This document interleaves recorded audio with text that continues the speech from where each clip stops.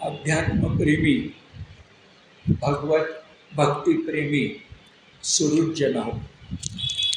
जवळजवळ 3 शनिवार नंतर म्हणजे पाऊण महिन्यानंतर आपण वक्ता श्रोता संवाद अशा भूमिकेतून एकमेकासमोर आलो आहोत. मागच्या खेपेला भागवतामध्ये आपण ज्या एका भक्तश्रेष्ठाच्या कर्तृत्वापाशी होतो तो भक्तश्रेष्ठ म्हणजे राजा अंबरीश. आणि राजा अंबरीशाचं नाव हे वारकरी संप्रदाय किंवा आपला भागवत धर्म याला अत्यंत प्रिय असणाऱ्या एकादशीशी जोडलं गेलेलं आहे. एकादशीचं महात्म्य की अंबरीश आपला राजा आणि अंबरीश राजा म्हटलं की एकादशीचं महात्म्य. एकाच नाण्याच्या 2 बाजू असाव्या अशा प्रकारची स्थिती आहे. तो जो धागा होता तो थोडासा प्रथम बघूया आणि मग आपलं जे 9वं स्कंध चाललेलं आहे, 9वा स्कंध चाललेला आहे, त्यात योगायोग आपला असा चांगला आहे की आज रामनवमीचं पूर्वसंध्या आहे. म्हणजे उद्या रामनवमी आहे आणि आपली भागवतातली कथासुद्धा प्रभू रामचंद्राचीच येणार आहे. हा एका अर्थानं योगायोग आहे की आपण मध्यंतरी जी काही सुट्टी घेतली काही कारणानं त्याचा तो योगायोगानं झाला सुपरिणाम. रामाची कथा हे रामनवमीच्या आदल्या दिवशी वक्ता आणि श्रोता या दोघांनाही गायला मिळणं हे सुद्धा भाग्य.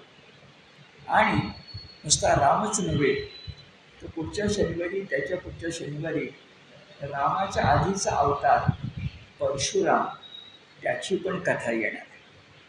आणि राम आणि परशुराम हे जरी श्रेष्ठ देवाचे अवतार असले, देवाचे श्रेष्ठ अवतार असले तरी भागवताच्या मांडणीमध्ये ते शुक्र ताऱ्यासारखे.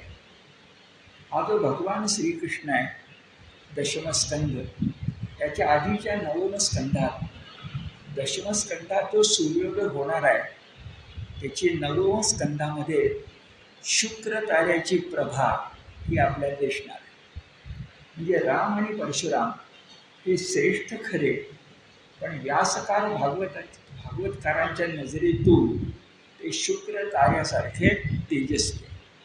कारण सूर्यनारायण म्हणजे 8वा अवतार भगवान श्रीकृष्ण हा दशमस्कंधापासून आपल्याला भेटणार.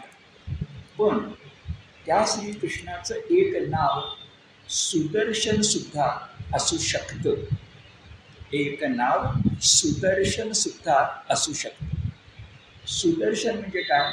सुदर्शन अत्यंत देखणा आहे.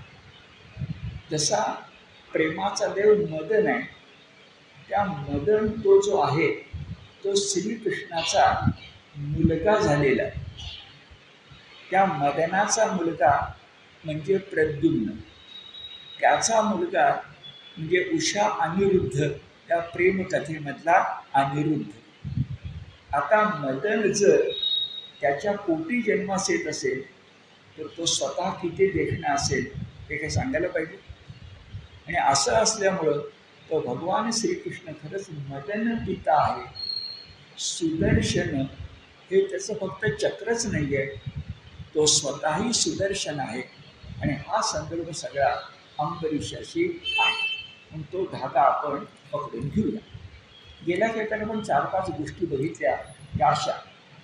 अंबरीशाची जी कथा आहे ही कथा आपल्याला भक्तीची काही रहस्य सांगते. कथा म्हणून छानच आहे, आठवते तुम्हाला सगळ्यांना. कथा म्हणून छानच आहे, पण कथेमध्ये काही रहस्य आहे.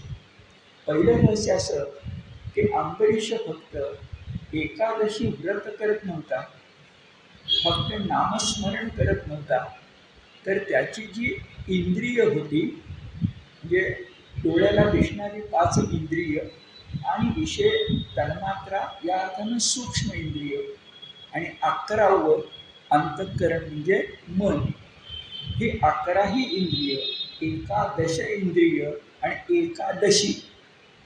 तर एकादश इंद्रिय त्यानं भगवंताच्या ठाई लावली होती. हे पहिलं रहस्य सविस्तर आपण बघितलं की डोळ्यांनी भगवंताचं रूप पाहावं, कानांनी भगवंताचा गुणानुवाद ऐकावा, मुखानं भगवंताचं संकीर्तन करावं, हातानं भगवंताची पूजा अर्चा करावी, पायानं देवालयापर्यंत जावं, हातानं देवालयाच्या प्रांगणाची स्वच्छता करावी, हातानंच देवालयाच्या प्रांगणामध्ये सदा संमार्जन करावं.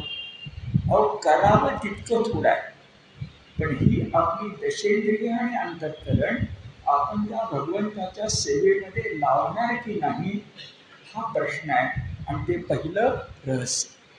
दुसरं रहस्य असं की दुर्वासाची कथा आपल्याला काय सांगते.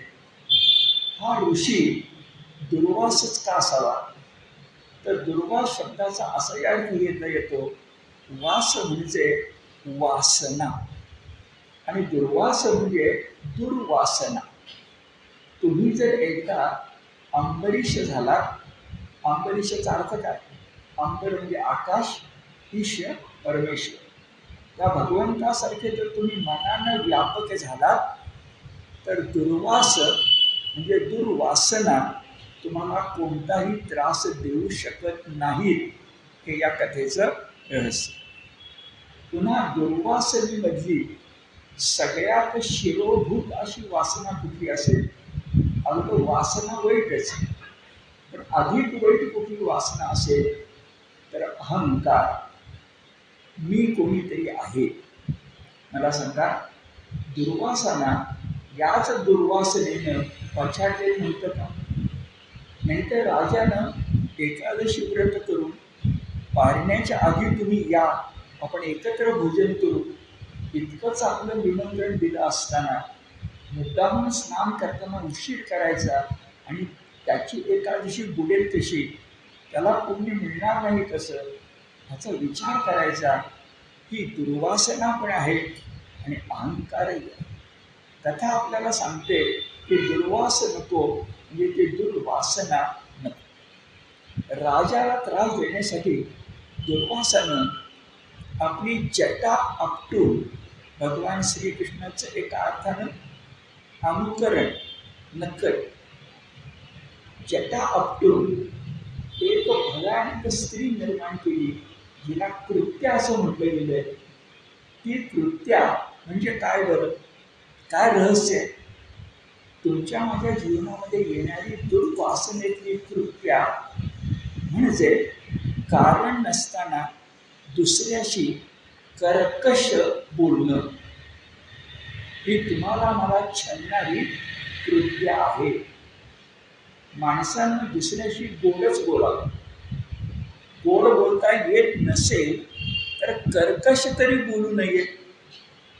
कर्कश बोलण्याचा कुणाला फायदा आहे ना तुम्हाला, कारण तुमचंच नाही म्हटलं तरी आपल्या भाषेत रक्तदाब वाढू शकेल आणि दुसऱ्याला तर त्रास होईलच होईल. म्हणजे ना मला फायदा ना दुसऱ्याला फायदा. तरी ती कृत्या कर्कशा वाणी आपल्याजवळ सहजपणे येते. जशी दुर्वासानं जटा आपटून नको ती कर्कशा कृत्या निर्माण केली. आणि जर तुम्ही खरोखरच दुर्वासना मुक्त झालात, कर्कशा वाणी मुक्त झालात, दशेंद्रिय एकादश इंद्रिय भगवंताला अर्पण करते झालात, तर तुम्हाला सुदर्शनाचं भय नाही नव्हे, सुदर्शन तुम्हाला अभय देतं. अंबरीशाला अभय होतं आणि दुर्वासाना भय नव्हतं. हे काय नकारार्थी, हे काय होकारार्थी. आणि हे सुदर्शन कोण, तरी सुदर्शनचं म्हणजे फक्त चक्र नव्हे तर साक्षात सुदर्शन, मदनाचा पिता. त्याच्यासारखा देखणा तोच. अनन्वय अलंकाराचं उदाहरण. तो आठवा पण आहे आणि सतत त्याला आठवावं असा तो आहे. त्याला आठवल्यानंतर इतर अवतारांचं विस्मरण होतं. इतकं त्याचं स्मरण बळकट आहे. एकदा कृष्ण भक्त झाल्यानंतर रामभक्त, दत्तभक्त, गणेश भक्त सगळेच त्याच्या पोटामध्ये येतात. तो महासागर आहे आणि बाकी सगळ्या गंगा यमुना. इतकं भक्तीचं रहस्य 9व्या अध्यायाच्या अंबरीष कथेतून आपल्याला मिळालं. आता पुढं हा 9व स्कंद काय किंवा 10व स्कंद काय, सगळंच भागवत काय, हे कुणाच्या कथा सांगतो बरं? तर राजांच्या, राजर्षींच्या, भक्तांच्या आणि भक्त श्रेष्ठांच्या. म्हणजे भागवत खूप मोठं आहे, पण भागवताचं लहान मुलांना आपण एका वाक्यात वर्णन करायचं म्हटलं तर कथा आहे, भक्तीच्या कथा आहे. भक्ती हीच शिरोधारी आहे, शिरोमणी आहे. पण कोण कोण? राजा, राजर्षी, ऋषी, ऋषीश्रेष्ठ. आणि एवढं म्हटलं की नंतर तुम्हाला मी 20-21 लोकांची यादी सांगणार आहे. आत्तापर्यंत कोणतं आपण बघितले ते 21, आणि ते सगळे राजा, राजर्षी, भक्त, भक्त श्रेष्ठ याच्यामध्येच मोडणारे आहे. ही केवढी विशेष गोष्ट आहे. आणि अशा भक्त आणि भक्तांच्या कथा सांगताना भगवंताच्या कथासुद्धा त्या ठिकाणी आपोआपच येतात. आता ऋषी जरा बाजूला ठेवूया आणि आपण राजा हा जर वंश घेतला तर संबंध भागवतामध्ये 2च वंशांच्या कथा आहेत. एक आहे सूर्यवंश आणि एक आहे चंद्रवंश. याचा अर्थ असा की आपल्याकडे अनेक मोठे वंश झाले. उदाहरणार्थ रघुवंश आणि यदुवंश. रघुवंशामध्ये प्रभू रामचंद्र आणि यदुवंशामध्ये भगवान श्रीकृष्ण. पण ते मोठे असून सुद्धा वंश मात्र 2च आहेत. उदाहरणार्थ पुढं कथा येणार आहे पण सुतोवाच करून बोलतो. रामाच्या आधीचा अवतार परशुराम.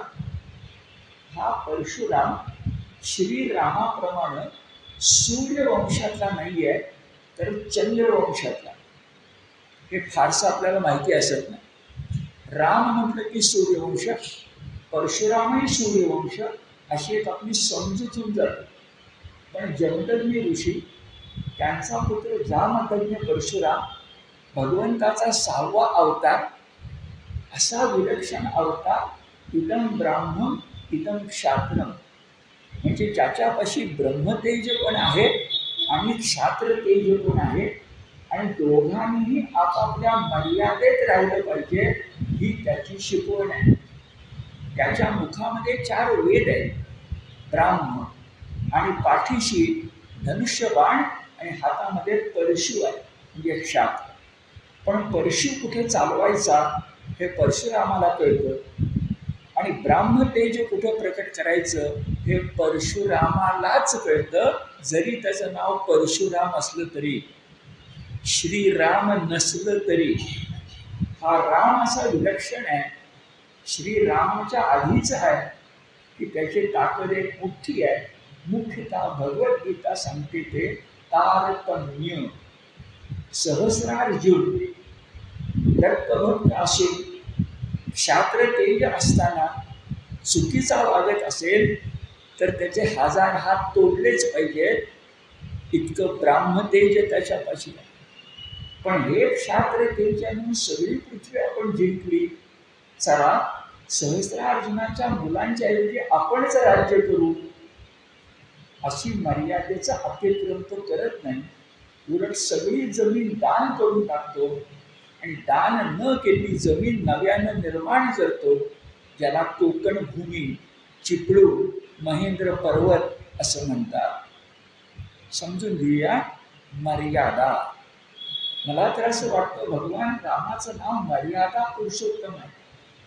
हा पूर्ण पुरुषोत्तम आहे, पण या पूर्ण पुरुषोत्तमाच्या मागं आणि मर्यादा पुरुषोत्तमाच्या मागं एक अमर्याद पुरुषोत्तम आहे, एक अमर्याद पुरुषोत्तम आहे, आणि तो म्हणजे परशुराम.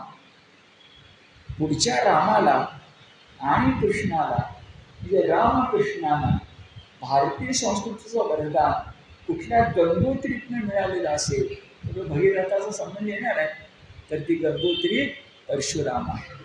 हे सगळं आपण नंतर बघूच. पण मूळ मुद्दा असा की वंश दोन, एक सूर्यवंश, चंद्रवंश. त्यातला चंद्रवंशातला परशुराम वगैरे नंतर घेऊया. आत्ता सूर्यवंशाकडे जाऊया.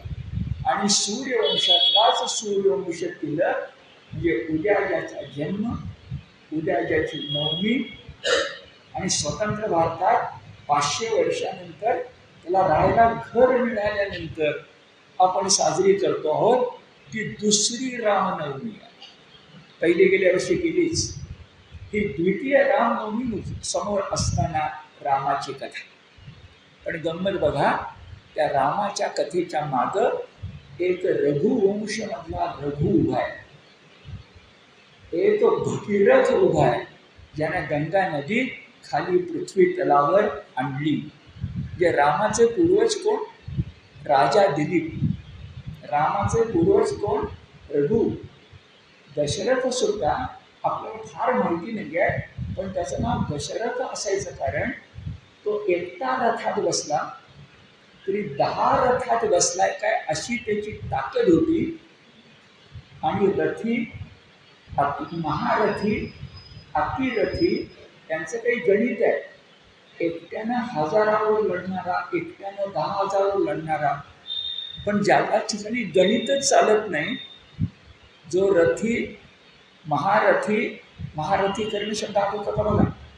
रथी, महारथी, भीष्म, अतिरथी, आणि त्यांचे पलीकडचा कोण असेल तर दशरथी म्हणजे दशरथ. आपलं काय झालंय, आपण दशरथीतला तो ई विसरल्यामुळं दशरथ हा कोणी पराक्रमी राजा होता, ज्याच्या पोटी रामाने जन्म घ्यावा असा पराक्रमी राजा होता, हे आपल्याला विसरायला झालंय. आणि फक्त कैकेयीच ऐकणारा दशरथ हा आपल्याला माहिती झाला आहे. पण आधी दशरथ इंद्राला मदत करतो म्हणून राम रावण युद्धामध्ये वनवासी रामाला रथ नसतो, रावणापाशी दिव्य रथ असतो.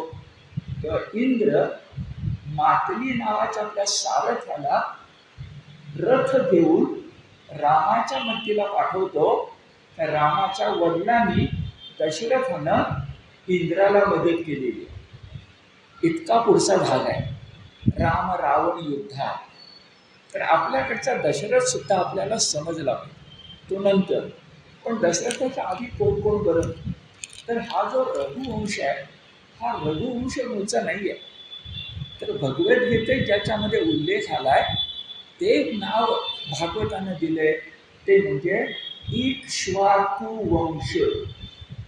आता गीता आठवता, मनु आठवा, वैवस्वत आठवा, आणि इक्ष्वाकु हा शब्द गीतेमध्ये आलेला आठवा. हा इक्ष्वाकु नाव जरा उच्चारायला कठीण आहे, पण इक्ष्वाकु वंश म्हणजेच रघुवंश, म्हणजेच दशरथ वंश, म्हणजेच रामाचा वंश. आणि मुळात तो कोणता? सूर्यवंश. सूर्यवंशच का? तर अहो रघु काय, दशरथ काय, यांचा पराक्रम हा सूर्यासारखाच आहे ना. आणि सूर्याचं नाव वैवस्वत आहे, आणि याचंही मनुचं नाव, ज्या मनुच्या पोटी जन्म असले ते वैवस्वत मनुच आहे. म्हणजे वैवस्वान म्हणजे सूर्य, म्हणजेच इक्ष्वाकु, म्हणजेच रघुवंश, थोडक्यात सूर्यवंश. आता रामकथेकडं जेवढं आपल्याला जाता येईल तेवढं आपण जाऊया, पण भागवताचं शिस्त सोडूया नको. तर या दृष्टिकोनातून काहींच्या कथा मला तुम्हाला थोडक्यात का पण सांगितल्या पाहिजेत आणि रामकथेकडे जावं लागेल. कारण त्या सांगितल्याशिवाय जाणं बरोबर नाही. भागवताची शिस्त मोडेल. कोण कोण आहे बरं रामाच्या आधी? तर सूर्यवंश. सूर्यवंशामधला इक्ष्वाकु, या इक्ष्वाकूचा, इक्ष्वाकू राजाचं नाव आहे, याचा पणतू म्हणा, पणतू त्याचं नाव आहे सगर. पुढे सागर वगैरे कथा येणार आहेत, त्याचा संबंध इथून सुरू होतो. त्याचं नाव सगर असं आहे. तो सम्राट आहे, त्यानं अश्वमेध यज्ञ केलेला आहे, राजसूय यज्ञ केला आहे, आणि या अश्वमेध राजसूय यज्ञामध्ये जो अश्व सोडला जातो त्याला अडवलं तर युद्धाला निमंत्रण अडवलं नाही तर त्याला पुढं परवानगी म्हणजे ते राज्य त्या सम्राटाचं झालं. अशा वेळेला बाकीचे राजे राहिले बाजूला. आपला जो इंद्र आहे तो सद्गुण आणि दुर्गुण यांचं मिश्रण आहे हे तुम्हाला माहितीच आहे. इथे तसंच आहे. या इंद्राच्या मनात सम्राट सगराबद्दल मत्सर उत्पन्न झाला. इक्ष्वाकू कुळातला हा राजा उद्या इंद्रपद पण मिळवेल आणि म्हणून त्यांना काही कारण नसताना अश्वमेध राजसी यज्ञाचा जो अश्व होता तो चोरून नेला आणि चोरून घेऊन एका ऋषींच्या आश्रमामध्ये बांधून ठेवला. म्हणजे पाहुण्याच्या काठीनं साप मारायचा. आपल्याला काय करायचंच नाही, आपल्याला नकोय राज्य, पण हे उत्पन्न होऊन उपयोगी नाही. आणि बांधला कुठे बरं तर जे मोठे मुनी आहेत कपिल मुनी, त्या कपिल मुनींच्या आश्रमात नेऊन बांधला. सदर पुत्र अश्वरक्षणासाठी होते. त्यांना भ्रांती झाली, भ्रम झाला की ज्या अर्थी कपिल मुनींच्या आश्रमात आपला अश्व बांधलेला आहे त्या अर्थी कपिल मुनींनीच अडवला. भ्रांती झाली. कारण झटपट कळायला पाहिजे होतं की एक ऋषी आपला अश्व कशाला अडवेल, त्याला कुठं राज्य मिळवायचं. पण असा विचार मनात येत नाही.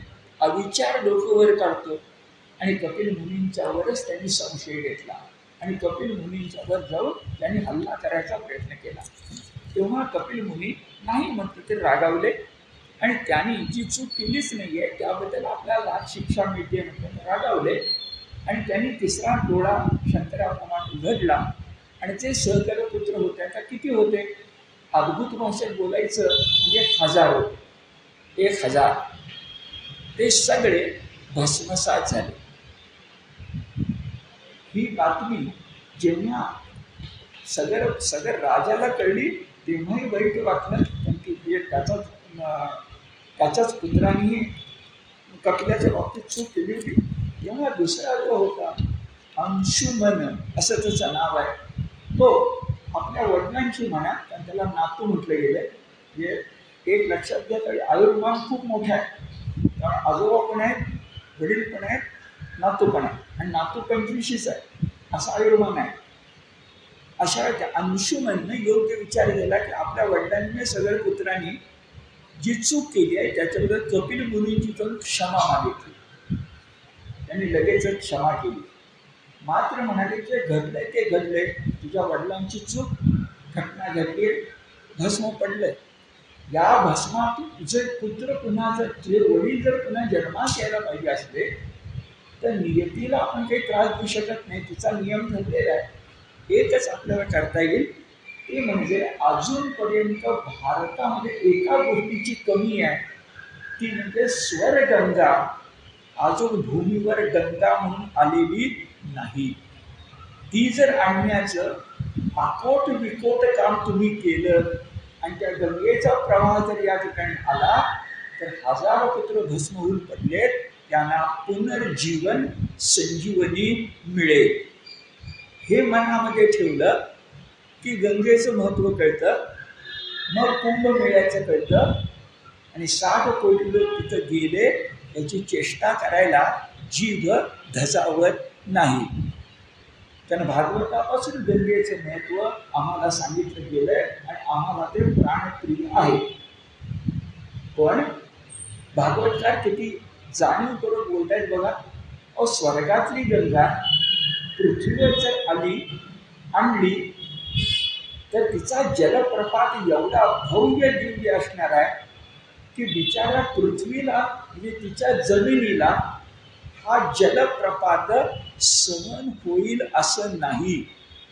म्हणून भागवतकार म्हणतात की कपिल मुनींनीच आता कुणाला सांगितलं, आता त्या अंशुमनचा मुलगा आला भगीरथ, त्याला सांगितलं की एक मध्ये टप्पा करावा लागेल, जलप्रपाताचा आवेग वेग कमी करावा लागेल आणि ही ताकद फक्त शंकराच्या मस्तकाची आहे आणि कुणाचीही नाही.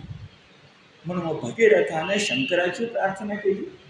शंकर प्रसन्न झाले की गंगा एक टप्पा म्हणून त्यांच्या मस्तकावर गंगावतरण तर ती झाली. कधी कधी आपण चित्रे बघतो, शंकर उभे आहेत आणि गंगा मस्तकी आली आहे. गंगा असून शंकराच्या जटेमध्ये ती लपली, एवढे शंकर महादेव आहेत. तिला पुन्हा जटेतून बाहेर काढण्यासाठी सुद्धा भगीरथाला प्रार्थना करावी लागली. आणि ती भगीरथानं प्रार्थना केली. आणि आश्चर्यकारक गोष्ट, स्वर गंगेला पहिलं नाव मिळालं ते म्हणजे भागीरथी. गंगेचे अनेक नाव आहेत आणि गंगेला जितक्या उपनद्या मिळतात ना, त्यांना सुद्धा गंगा म्हणतो म्हणून ते नावही मिळतं. उदाहरणार्थ मंदाकिनी. मंदाकिनी एक स्वतंत्र नदी आहे. मंदाकिनी स्वतंत्र नदी आहे, पण आपण गंगेला मंदाकिनी म्हणतो. जुन्या काळचा चित्रपट आठवा, राम तेरी गंगा मैली. चटकन त्यावेळी मलाही वाटायचं रामाचा आणि गंगेचा संबंध काय, शरयूचा आहे. पण आपण गेलो की आता कळतं शरयू काय, तमसा काय, सगळ्याच नद्या गंगेच्या उपनद्या आहेत. पण ती गंगा जेव्हा राज कपूर म्हणतायत तेव्हा ती शरयूच आहे. हे ध्यानामध्ये येतं. कारण गंगेला कुठलंही नाव द्या, आपल्या मुळामुठ्या सुद्धा स्नान करायला लागल्यानंतर हरगंगे भागीरथी अशाच होतात. इंद्रायणी सुद्धा हरगंगे भागीरथी अशीच होती. गंगेचे सामर्थ्य आहे, पण भगीरथी नाव मिळाले. जरा भागवतापासून बाजूला जातो आणि गोष्ट तुमच्या लक्षात आणून देतो की गंगा ही भगीरथानं आणली. ही खरंच भारतवर्षातली, प्राचीन भारतवर्षातली, आजच्या भाषेत बोलायचं तर इंजिनिअरिंग शास्त्रातली सगळ्यात मोठी गोष्ट आहे. आपल्या पुण्याला कात्रजच्या तलावामध्ये पाणी आणून पुण्याला पाणी आणण्याचं काम थोरल्या बाजीरावाचा मुलगा नानासाहेब पेशवे जर करू शकतात, तर हिमालयातली गंगा, कारण सगळ्या नद्या हिमालयात उगम पावल्या आहेत. सरस्वती असो, सिंधू असो, यमुना असो, ब्रह्मपुत्र असो, ही जी कोणी गंगा होती त्या गंगेला खाली आणणारा, खरंच डोंगरावर पडणारं पाणी जमिनीवर मिळालं पाहिजे हे करणारा, पाट आणणारा, पाट शब्द पटणार नाही पण समजण्यासाठी वापरतो, एक इंजिनियर या देशामध्ये जन्मास आला, त्याचं नाव भगीरथ. आता हे मी बोलायला तुम्ही म्हणा की दातार सर भारताच्या प्रेमापोटी बोलत आहे की भगीरथ म्हणजे इंजिनियर. पण मी तुम्हाला एक कादंबरी लिहिणाऱ्या मोठ्या व्यक्तीचं नाव सांगतो, त्यांनी काय नाव दिले ते सांगतो, आणि मग भगीरथाला जर मी इंजिनियर म्हटलं तर चूक नाही, तुम्हाला पडेल. आपल्या देशात स्वतंत्र भारतात 1947 नंतर 50-52च्या दरम्यान पंचनद्यांच्या प्रदेशात म्हणजे पंजाबमध्ये पहिलं सगळ्यात मोठं धरण बांधलं गेलं. त्याचं नाव आहे भाकरा नानगल. ते धरण बांधण्यासाठी प्रचंड कष्ट पडले, कारण नद्या त्या विलक्षण सामर्थ्यशील आहेत. आपल्यासारख्या छोट्या मोठ्या महाराष्ट्रासारख्या नाही आहेत त्या. आपल्याकडे मोठी नदी म्हणजे गोदावरी, पण तिकडच्या नद्या गंगाच आहे. अशा वेळेला आपण जर विचार करायला लागलो तर भाकरा नानगल धरण हे स्वतंत्र भारताच्या इंजिनिअरनी बांधलेली पहिला चमत्कार होता. त्यावेळी सोव्हिएट युनियन खूप मोठं होतं. त्या सोव्हिएट युनियनच्या रशियन शास्त्रज्ञांना सुद्धा, इंजिनियरना सुद्धा कौतुक वाटलं, एवढं पहिलं काम आपल्या भारतातल्या इंजिनियरनी केलं. ही वस्तुस्थिती आता मला पाहिजे ते. या घटनेवर, भौतिक घटनेवर मराठीतली एक अप्रतिम कादंबरी लिहिली गेली आहे. लेखक गोनी दांडेकर आहेत आणि कादंबरीचे नाव आहे आम्ही भगीरथाचे पुत्र. जे गोनी दांडेकर शिवशाही लिहितात, जे गोनी दांडेकर माचीवरला बुधा, पवनाकाठचा धोंडी किंवा अन्य मृण्मयी सारख्या कादंबऱ्या, अनेक कादंबऱ्या, किती नावं सांगू. गोनी दांडेकरांच्या कादंबऱ्यांची संख्या 100च्या घरात आहे. पण त्यात एक कादंबरी इंजिनियर लोकांच्या असावी. शिवकाळावर ठीक आहे, पण भारतातल्या इंजिनियरवर नाव काय दिलं, आम्ही भगीरथाचे पुत्र. कवीला जे दिसतं ती संस्कृती असते आणि संस्कृती ही भागवतातही आहे आणि गोनी दांडेकरांच्या भगीरथाचे पुत्र यामध्ये आहे. म्हणून गीता धर्मात आपण भागवत सांगतो. आपल्या लक्षात आलं की भगीरथ आणि भागीरथी यांचं मोठं काय. आता पुढे जायला लागलं तर अजून रामकथेकडे जात असताना त्या रघुवंशातली आणखी 2 माणसं सुद्धा आपल्याला भेटणारी आहेत. आणि एक जण चुकीचं वागून आणि एक जण फार चांगलं वागून आपल्या रामकथेकडे नेणार. चुकीचं वागलेला रघुवंशातलाच आहे. त्याचं नाव आहे कलमाशपाद आणि चांगलं वागलेला त्याचं नाव आहे खटवांग. तुम्हाला ही 2 नावं कुठे ना कुठं तरी ऐकून माहिती आहेत. त्यांच्या कथा भागवतात आहेत. थोडक्यात बघून आपण पुढे जाऊ. कोण हा कलमाशपाद. तर आता जो भगीरथाचा वंश मी सांगितला त्या भगीरथाच्या वंशात नंतरच्या कालखंडात 2 राजे एका पाठोपाठ एक जन्मास आले. पहिल्याचं नाव कलमाशपाद. काय असं नाव पडावं बरं. तर हा मूळचं त्याचं नाव कलमाशपाद नाही आहे. तर मूळचं त्याचं नाव सौदास असं. हे नाव मोठे छान आहे. आपण वेदाचा अभ्यास करायला लागलो ऋग्वेदाचा तर त्याच्यामध्ये एक महायुद्ध झालेलं आहे. आपल्याला 2 महायुद्ध माहिती आहे. 3रं होऊ नये अशी आपली प्रार्थना आहे. पण वेदामध्ये एक महायुद्ध झालेलं आहे. ते 10 राजांनी केलेलं आहे. त्याला दाशराज्ञ युद्ध असं म्हणतात. ऋग्वेदात वर्णन आहे दाशराज्ञ युद्ध. त्याच्या एका राजाचं नाव सुदास असं आहे. आता तोच ह्याच्या संबंधित आम्ही म्हणत नाही आहे. पण त्या सुदासाचा मुलगा म्हणजे सौदास हे त्याचं मूळचं नाव आहे. त्यानं एका शिकारीला गेल्यानंतर एका राक्षसाला ठार मारली. ठीक आहे. पण त्या राक्षसाचा भाऊ या सौदास राजावर संतापला आणि याचा बळी घेण्यासाठी त्याने कपट केलं. म्हणजे तो राक्षसाचा भाऊ मेलेल्या राक्षसाचा भाऊ राजाच्या मुदपाक खाण्यामध्ये स्वयंपाकघरामध्ये आचारी म्हणून राहिला. आणि त्याने एक दिवस वेळ साधून वसिष्ठ ऋषी राजाकडे जेवायला आले असताना त्यांच्या ताटामध्ये अभक्ष वाढलं. वसिष्ठांच्या ताटात पडलेलं अभक्ष बघितल्यानंतर राजाच्या लक्षात आलं की चूक झाली. पण तोपर्यंत चुकून गेली होती. वसिष्ठांना बरं वाटलं नाही आणि खरं तर वसिष्ठांनी संताप नाही. पण शेवटी वसिष्ठ काय विश्वामित्र काय कोणीही झाले तरी ऋषी हे शेवटी तुमच्या माझ्यासाठी माणसंच आहे. हे ध्यानामध्ये घ्या की नराची नारायण झाली पण मुळात ती नरच आहे. हे एकदा मान्य केलं की बरेच प्रश्न सुटतात. अगदी मी पुढे तुम्हाला जमदग्नींची ऋषींची कथा सांगणार आहे की त्या जमदग्नींनी आपल्या पत्नीला मारण्याची आज्ञा का दिली आहे हा आजही आपल्याला पडणारा यक्ष प्रश्न आहे. कथा माहिती असेल तर मी काय म्हणतो तुमच्या लक्षात येईल. नाही तर आपण सविस्तर नंतर बोलणारच आहोत. जमदग्नी ऋषींनी परशुरामाच्या वडिलांनी तर ते कसे तुम्हाला मी टाकून देतो. ते नुसते जर आधीच नाही आहे फार वेगळे आहे आणि ते असं का वागतात प्रश्न पडू शकतो. उत्तर नर माणूस त्याला काही इलाज नाही. 3.5 हात देह. बरं सौदासानं वसिष्ठांची क्षमा मागायचा प्रयत्न केला पण उशीर झाला होता. त्या वसिष्ठांनी सौदासाला शाप दिला. तो शाप पुरा होतो न होतो तोपर्यंत सुदास राजानं चिडून वसिष्ठांना सांगितलं तुम्ही काय मला शाप देता मीच तुम्हाला शाप देतो. तेव्हा धावत धावत त्याची पत्नी जवळ आली आणि म्हणाली ते किती रागावले वसिष्ठ तरी ते रागावू दे. शाप दिला तर उशाप देतील पण तुम्ही एकदा ऋषीने शाप दिला तर तुम्हाला उशाप मिळण्याची शक्यता नाही. असं पत्नीनं पतीचे कान टोचले. भागवत आपल्याला बरोबर सांगतात काय व्हायला पाहिजे ते.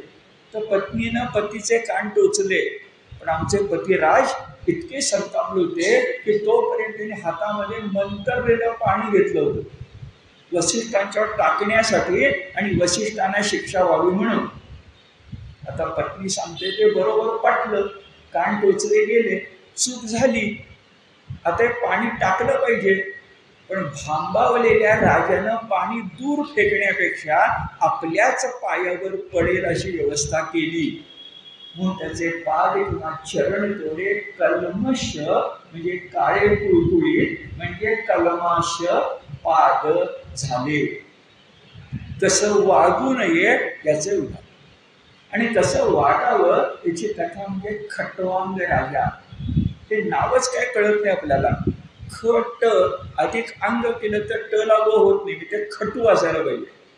आणि खटू शब्द माहिती नाही, कटू शब्द आपल्याला माहिती आहे, पण आहे नाव मात्र. आणि इतकं नाव महत्वाचं आहे की पुढची कथा तुमच्या लक्षात येईल. खटवांग कुठल्या वंशातला? सूर्यवंश म्हणजे रामवंशातलाच, रघुवंशातलाच. हे सगळे रघुवंशातले राजे पुढे दशरथाची कथा सांगितली. इतके पराक्रमी आहेत की ते राज्य करतात पृथ्वीवर आणि मदतीला जातात देवाच्या.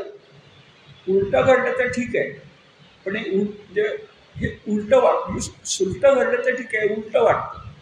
तसा खटवांग राजा सुद्धा एवढा ताकदवान होता की तो इंद्राच्या मदतीला गेला.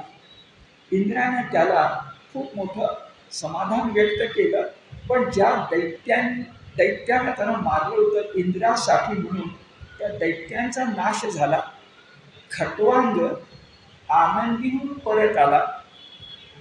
त्याला असं वाटलं की आपलं आयुष्य खूप मोठं आहे, आपण पुण्यही पण मिळवलेली आहे, अशा वेळेला आपलं आयुष्य सुदीर्घ असू शकेल. पण आकाशवाणी झाली आणि आकाशवाणीने सांगितलं की काहीही झालं तरी नियती ही विलक्षण आहे. नियती बदलायची ताकद फक्त परमात्म्याच्या ठिकाणी आहे. ब्रह्मा विष्णू महेश यांच्या ठिकाणी सुद्धा नाही. त्या नाही म्हटलं तरी ते अवतार आहेत आणि तो परमात्मा. परमात्मा निर्गुणच असतो. सगुण अवतार झाला की विशुद्धाचं शबल झालं. आणि लक्षात ठेवायचं, त्या परमात्म्याची जी इच्छा असते त्याला नियती म्हणतात. देवाची इच्छा सुद्धा नव्हे, परमात्म्याची इच्छा. आणि पुढे सांगायचं ते लगेच सांगतो, पण एकनाथांसारखे संत तुम्हाला मला सांगतात की भक्ती अशी जादू आहे की भक्ती भगवंताला वश करते. आणि भगवंत जरी सगुण असला तरी तो निर्गुणाला वश करतो. ही फक्त भक्तीची ताकद आहे. नाही तर परमात्म्याची नियती बदलण्याची ताकद भक्तीशिवाय शक्ती कोणाचीही नाही. हा भागवताचा निष्कर्ष आहे. गीता म्हणते मा मनुस्मर युद्धच, मी शेवटचा आहे असं भगवंत सांगतात. ते सांगणारे भगवंत सगुण आहेत. गीता कृष्णाची आहे, भागवतही कृष्णाचं आहे. ती भक्ती आपल्याला शिकवते. पण तिथंच थांबू नका. ती एक भक्ती आहे जी परमात्म्याची नियती सुद्धा बदलू शकते, असं खटवांग राजाच्या कथेतून भागवतकार सांगतात. आणि मी तुम्हाला एकनाथांचा चरण सांगणार आहे. भागवतकार काय सांगतात? खटवांग राजाला परत येताना अशनीपात म्हणजे डोक्यावर वज्राघात किंवा वीज पडावी तसं आकाशवाणी ऐकू आली की राजा, मोठं यश मिळवून तो परत आलास खरं, पण तुझं आयुष्य आता फक्त 48 मिनिट शिल्लक आहे. काय माणसाला वाटेल सांगा की 48 मिनिटं मी कुठून काढली? तर मूळ भागवतामध्ये 2 घटका म्हणजे घटिका म्हटलेलं आहे. आपल्याकडे तास एक परिमाण आहे. तास, घटिका, कलाक, पळ असं बरंच मोठं गणित आपल्याकडे आहे. तास वाजे ठणाणा, आयुष्याचा नाश होतो, राम काळे म्हणाना वगैरे माहिती आहे आपल्याला. पण आता तास नको, घटिका. आणि एक घटिका म्हणजे आपल्या इंग्रजी गणिताप्रमाणे 24 मिनिट. एक घटिका म्हणजे 24 मिनिट. पूर्ण आयुष्य किती? 2 घटिका. आणि त्या 2 घटिकेत भक्ती करायची आहे. देवानं आपल्याला 100 वर्षाचं आयुष्य दिले. आपण करतो का न करतो हा वेगळा, पण त्या परीक्षितेला फक्त 7 दिवस. खटवांग त्याचे पुढं पाऊल आहे. 7 दिवस कुठले? 48 मिनिटं. पण बघा भक्ती शक्ती अशी आहे की इथं सांगितलंय त्या खटवांग राजानं 48 मिनिटामध्ये एवढी निश्चित भक्ती केली की सगळ्या भक्तांना जे पाहिजे असतं, आता जरा वेगळं आहे, सगळ्या भक्तांना जे पाहिजे असतं ते नव्हे त्याच्या पलीकडचं मिळालं. सगळ्या भक्तांना काय पाहिजे असतं? तुका झाला पांडुरंग. पण हे मागणं सुद्धा सगुणापुरतं आहे. गणिती भाषेत बोलायचं तर तुका झाला पांडुरंग नाही चालणार, तुका झाला परमात्मा व्हावं लागेल. आणि खटवांगानं भक्तीनं परमात्म स्वरूप मिळवलं हे भागवताचं तुम्हाला मला सांगणं आहे. बाकीचे राजे सगळे फिके पडले की मला सांगा. भगीरथ सुद्धा, कारण हा तर परमात्म स्वरूप झाला. तर कशावरून? मी तुम्हाला भागवतातलं संस्कृत वचन वाचून दाखवतो. यत्तद ब्रह्म परम सूक्ष्म अशून्यम शून्य कल्पितम भगवान वासुदेवेति यं गृह्णन्ति ही सात्विकाः. भगवान वासुदेवाची भक्ती जे करतात त्यांना सात्विक म्हणतात. भगवद्गीतेमध्ये सत्व रज तम, पण 17वा अध्याय 18वा अध्याय काय सांगितलंय? सात्विको भव. दासबोध काय सांगतो? सात्विको भव. म्हणजे तुमच्या माझ्या दृष्टीने चरमसीमा. पण खटवांगाला फक्त सात्विक म्हणजे परमात्माच्या जवळ जायला मिळालं नाही. त्या ज्या 4 मुक्ती आहेत याची 4थी मुक्ती मिळाली. कशावरून? यद तद ब्रह्म. अहो ज्याला ब्रह्म म्हणतात तो परमात्मा. यद तद ब्रह्म सूक्ष्म. विचार करा, परमात्मा सूक्ष्मतम आहे, डोळ्याला न दिसणार आहे, वाणीच्या पलीकडचा आहे, अपरिमेय आहे, सूक्ष्म सूक्ष्मतमम. आणि फार सुरेख शब्द भागवतकारांचे आहे, अशून्य शून्य कल्पितम. सगळ्या जगाच्या गणिताची निर्मिती भारतातल्या ऋषींनी दिलेली आहे. ती म्हणजे शून्याचा शोध. शून्य नसेल तर दशम नाही, आणि दशम नसेल तर गणित नाही. त्या शून्याचा शोध भारतीयांनी लावला आहे. पण लगेच सांगतात जे शून्य हे अशून्य होतं त्याला परमात्मा म्हणतात. इथं भागवत आहे. शब्द बघा, यत्तद ब्रह्म परम सूक्ष्मम अशून्यम शून्य कल्पितम. मला फार आनंद होतो. अहो शून्य सुद्धा कल्पना आहे. विचार करा, जगातलं विज्ञान ज्या गणितावर आधारलंय ते गणित शून्यावर आधारलंय, आणि शून्य ही कल्पना आहे. हे आम्हाला 1000 भागवतकारांना भगवद्गीतेला आजच्या मागं 5000 वर्ष कळलं. म्हणजे शून्यही कळलंय आणि शून्य नसणं म्हणजे काही कळलं. याला विज्ञानाच्या पलीकडे जावं लागतं. शब्द आहे शून्यम. शब्द बघा, सूक्ष्म अशून्यम शून्य कल्पितम तद वासुदेवो. सगळं भक्तीच्या अंगानं आलं. आता हे झालं इसवी सन पूर्व 1000. पण इसवी सनाच्या 16व्या शतकात शिवछत्रपतींच्या पूर्वी 10 वर्ष, तुकाराम रामदासांच्या पूर्वी 10 वर्ष या महाराष्ट्रात एक विलक्षण व्यक्तिमत्व होऊन गेलं, ज्याचं नाव ज्ञानेश्वरांचा अवतारच आहे, आणि ते म्हणजे संत श्रेष्ठ एकनाथ. त्या एकनाथाने एका अभंगामध्ये वर्णन केलंय आणि तुम्हाला मला विश्वास दिलाय. एका जनार्दने भोग प्रारब्धाचा हरी कृपे त्याचा नाश आहे. मला वाटतं, आणि सुप्रीम कोर्टाचा निकाल नको आहे आम्हाला. काय शब्द आहेत? एका जनार्दने भोग प्रारब्धाचा. आठवा, संचित प्रारब्ध क्रियमान. सगळं का चाललंय? प्रारब्ध. का चाललंय? संचित. का चाललंय? सत्वीने लिहिले म्हणून. याला घाबरायचं? छे, एका जनार्दनी भोग प्रारब्धाचा हरी कृपे त्याचा नाश आहे. तुमचं प्रारब्ध देवाला भोगावं लागेल आणि तुम्ही या जन्मातून सुद्धा मोक्ष मिळेल फक्त भक्ती करा. आणि शब्द काय आहे, होते नाहीये, असेल नाहीये, म्हणजे भूतकाळ नाहीये आणि उद्याचा वायदा नाहीये. एकनाथासारखा संत, संसारी संत, प्रपंच परमार्थाचा समन्वय करणारा संत, तुम्हाला मला आदर्श वाटेल असा संत छातीठोकपणे सांगतोय, एका जनार्दनी भोग प्रारब्धाचा हरी कृपे त्याचा नाश आहे. आणि ही आपली श्रद्धा आहे. म्हणून भागवत आणि भगवद्गीता हे आमचे मानदंडच नाही आहेत, आमच्या हृदयातली ठेव आहे, आमचं अपर हृदय आहे. जेवढं आमचं हृदय आणि फुफ्फुस आम्हाला प्रिय आहे तेवढंच आम्हाला भगवद्गीता आणि भागवत प्रिय आहे. कारण का आमचा मर्मबंधातला, मर्मबंध म्हणजे हृदय, मर्मबंधातला ठेवा आहे.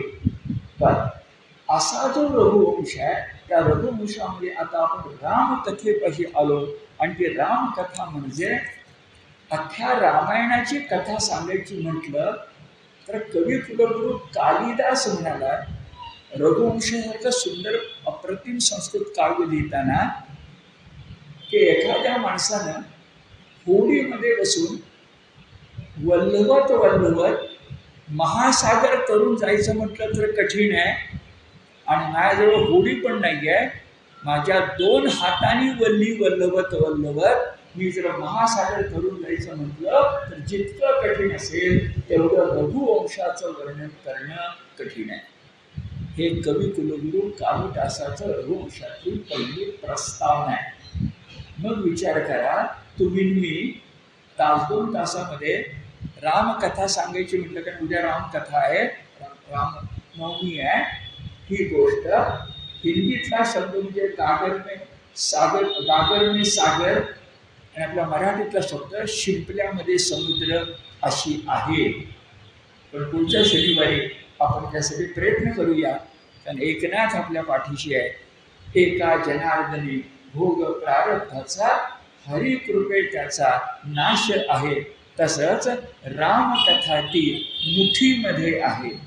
ते रामकथा सुद्धा आमच्या हातामध्ये येऊ शकेल. आकाशीचं ते गीत रामायण संप्रवाक्य ना, आकाशाशी जडले नाते धरणी मातेचे, स्वयंवर झाले सीतेचे. आज 7 दिवस पुण्यामध्ये इतक्या ठिकाणी गीत रामायण चाललेली आहे. तुम्ही आता लगेच थांबणार आहे, कारण मला सुद्धा आता पत्रकार भवनामध्ये आपल्याच डॉक्टर गबा कर्दीकर त्यांच्या मुलाचं भावार्थ गीत रामायण ऐकायला जायचं. रामायण त्याला तोड नाही, रामकथेला तोड नाही आणि रामकथेपाठोपाठ कृष्ण कथेला तोड नाही, किंबहुना रामकृष्णांनाच तोड नाही. आणि एक रामकृष्ण आठवले की विवेकानंद आठवले, आणि विवेकानंद आठवले की भारत आठवला. आपल्यासारखे भाग्यवान आपणच. थांब.